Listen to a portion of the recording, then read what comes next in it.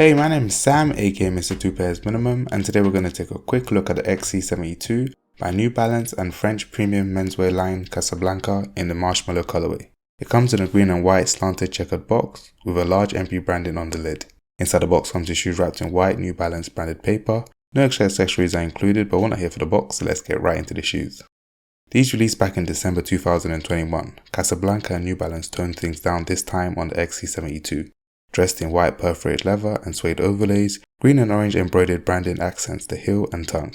The exposed foam nylon tongue and gold lace aglets adds to its premium vintage vibe. The New Balance XC-72 is designed by Charlotte Lee, pulling inspirations from race car themed 70s models like the XC-15 and 375, literally sporting its unique split dual traction studded sole. Her 327 angular design is also present, resulting in a bold, futuristic yet sleek low-profile sneaker. It feels extra secure due to its stability heel clip that shared the same debossed herringbone outsole pattern of the New Balance 620.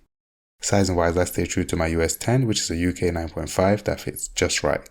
I feel this more muted colorway really works because it allows me to appreciate the details without feeling overwhelmed by its layered construction.